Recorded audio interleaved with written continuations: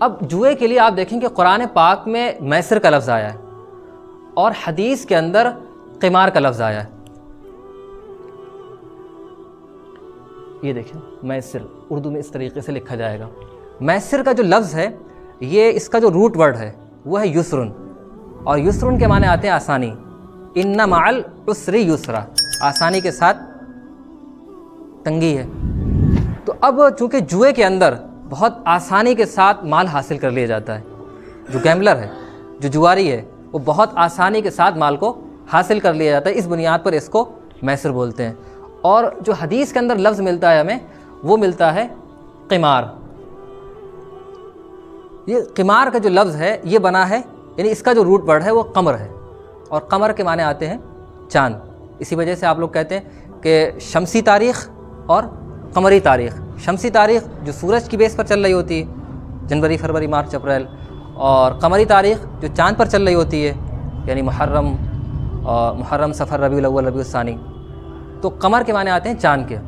اچھا، اب عرب کے لوگ جب کسی چیز کا کوئی نام رکھتے ہیں تو اس میں بڑی باریکی کا خیال رکھتے ہیں. اب جوئے کا نام جو قمار رکھا ہے اور سامنے ان کے چاند ہے، تو کیا چیز ان کے پیش نظر ہے؟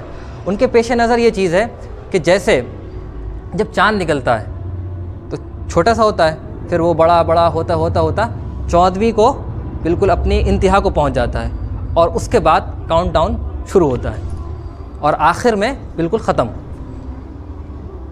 تو عربوں کے سامنے یہ چیز تھی، جیسے وہاں چاند کا حال ہو رہا ہے، ایسی اگر جوئے کے اندر کوئی آدمی پیسے کما بھی لے رہا ہے، کوئی آدمی جیت بھی جا رہا ہے، اور جب وہ عروج پر پہنچے گا تو انتہا کیا ہوگی؟ انتہا ہارتے ہارتے ہارتے بالکل اس کی اماوس کی رات کی طرح ہوگی. یعنی اس کے اکاؤنٹ کی حالت بالکل اماوس کی رات کی طرح ہوگی اور وہ کنگال ہو جائے گا. اور یہ حقیقت ہے کہ آپ دیکھیں گے کہ جو لوگ جوا کھیلنے والے ہیں اور جنہوں نے یعنی بڑی تعداد، لاکھوں میں سے کوئی ایک آپ کو ایسا ملے گا جو پیسے کما لے جوئے کی بنیاد پر. یعنی جو خواب دکھائے جاتے ہیں کہ 1 روپیہ لگاؤ، 1000 کماؤ، 1 لاکھ کماؤ، کروڑ پتی بنو، اور اس کی بنیاد پر جھوٹی اسٹوریاں بھی سنائی جاتی ہیں. اب وہ اسٹوریاں سچی ہیں جھوٹی ہیں، لیکن ان اسٹوریوں کے پیچھے یہ نہیں بتایا جاتا ہے کہ یہ جو 1 کروڑ روپے اس نے جیتے ہیں وہ ہارنے والے کون ہیں. بھئی کمپنی نے تو نہیں دیا ہے نا، اس 1 کروڑ روپے کو کسی نے ہارا ہے.